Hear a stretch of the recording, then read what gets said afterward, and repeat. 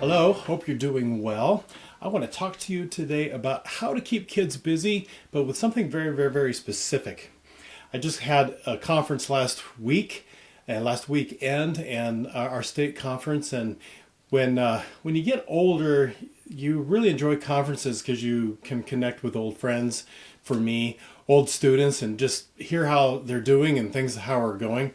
I just really enjoy that. That's just a lot of fun. And I had a student ask me this very specific question about keeping kids busy. But I want to share something else too. I do really do my best to say, what's one thing I can come away with? So you see all the pictures I showed you of conferences and all the conferences I've been to a lot. I've heard a lot over the years, and you start to hear repetitive things. It's like, yeah, I know that, yeah, I know that. Not to be arrogant, you just hear about it all the time, and you hear about things, or you decide, well, that's a decent idea, but I feel like what I do works, so I'm not necessarily going to change what I do, right? But I do my best. It's like there's got to be at least one thing that I can walk away with. So here's my one thing, which has nothing to do with this video at the moment. Had a workshop from an older teacher. He's got a few years on me. Oh, by the way, I don't know if you noticed on this sticker, they put down the number of years you've been teaching this particular year, and mine's 33. And I looked at that and I thought, wow, 33 years. It has been a while for sure. But there was a teacher who got a few years on me, and he went through all this stuff about picking literature and all the things that you need to think about. And he was also talking about rehearsals and how to go through things.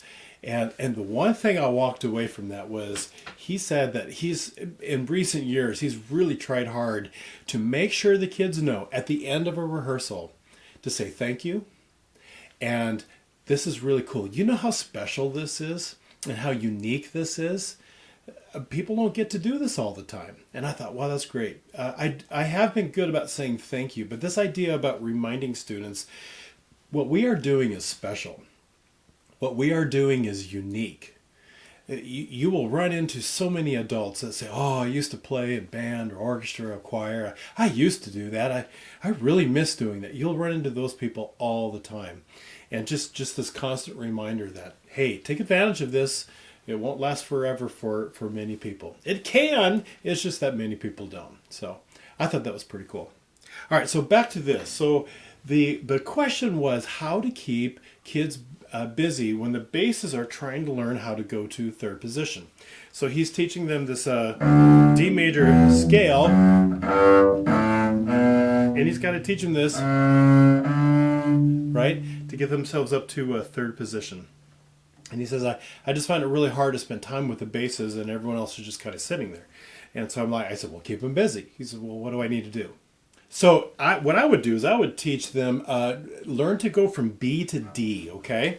So here we go. We got B.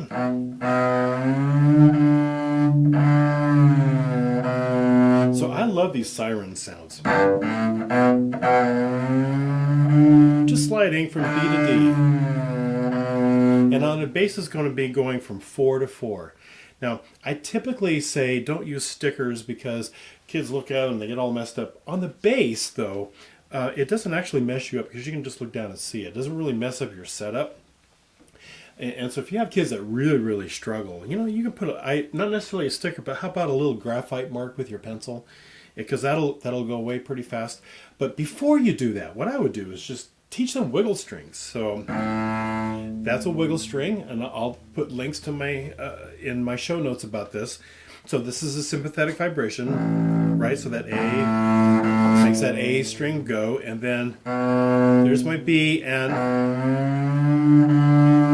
that's a sympathetic vibration as well, right? To get up and find that D. And so you're going B to D, B to D. And the reason for that, I'm going to show you in just a minute how this works beautifully for violin, viola, and cello, actually all of them, because they can practice right along with them. But I'll get to that in a moment. So for basses, that's the first thing. Let's just get that shift and go.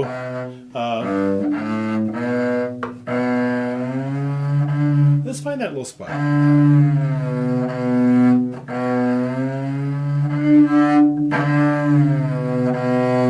So let's just find that spot and just work on sympathetic vibrations. And so B to D. Now, of course, they need to be able to play the scale.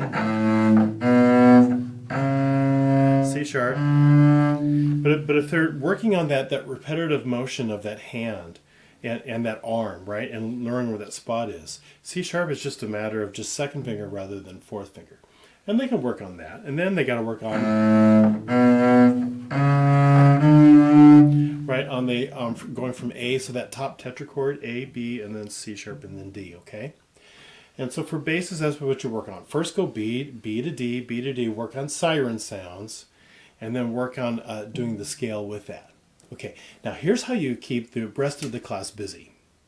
And so how I keep the rest of the group busy would be to work on that B to that D and to do sirens right along with the basses. Of course, basses are going 4-4, just like I showed you, but violin, viola, and cello would be going 1-1 on the A string. All right? And so they can do sirens as well. Right? They can work on that. Now, right away, some of you are thinking, they're in 6th grade. This is silly. They should not be doing that. I disagree. Let's think about this. If you're making the bass players, and you should, by the way, you should teach the bass players to play a 1-octave scale, and when they get up to B, they should learn how to go C sharp D. Okay? I don't like doing the octave displacement on them. To go from that 4-finger B, skip a string all the way down to C sharp, and then D. That doesn't make sense. And there's plenty of pedagogues that say, no, let's teach them the 3rd position. Let's get them to do that. Start it now, right? So that it's no big deal later. And I believe that that's also true for violin, viola, and cello. Why not? It's okay. This is that whole sound before symbol thing. You don't even need to tell them a whole lot. Believe it or not, all you need to say is just, hey, I'm just going to go B to D. You know, teach them that their thumb and their first finger go right up to that, and they go find it, and then they go right back. You know, you don't have to spell it out on the board. You don't have to have them see it in the music. Just simply say, hey, we're just going to start messing around. This is called shifting, and it's no big deal, and we're going to make sirens. Now, the reason for the sirens is so that they're always matching with that open string. They don't need a sticker.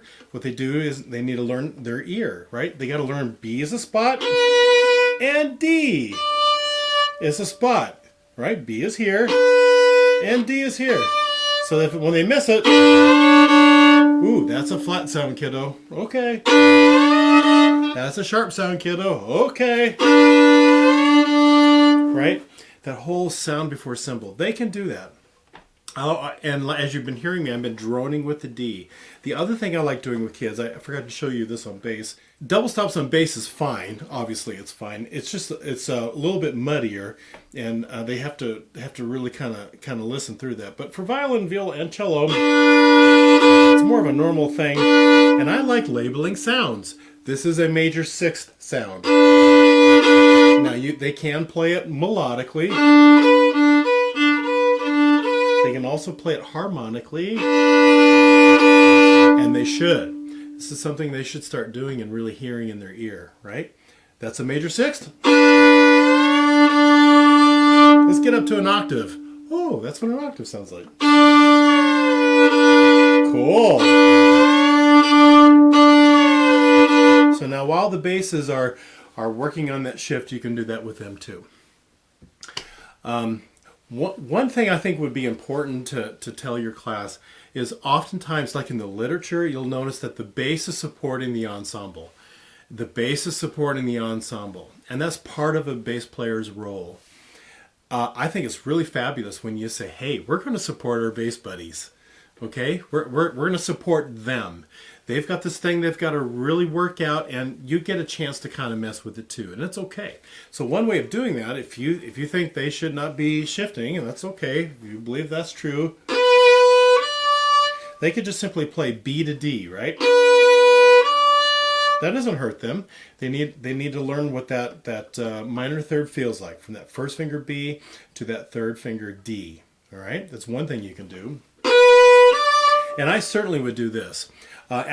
Personally, I do the shifting. But when I get the basses, okay, now that you have found that spot, of course, you got to go fourth finger B to second finger C sharp to fourth finger D. Now, what I would do with the rest of the class is just say, okay, you're not doing Sirens anymore. Here's how you're supporting your friends. You're going to play B, C sharp, D. Those last three notes of that scale. So while your bass players are going, they're working on that third position, but second finger, not fourth. They've learned where that spot is, and now they're going to second finger. I'd have the whole rest of the class. I would get them to do that. And I think that's a perfectly valuable thing as well. Okay? All right, so you can keep the entire class busy while somebody's working on something very specific. I would have the rest of the class work on Sirens right along with the basses. I would tell them this is called shifting and get them to mess around with it and just learn the new spot on their instrument. You can go ahead and tell them it's third position, but I wouldn't even make that a big deal. I hope that's helpful, and I will see you on the next video.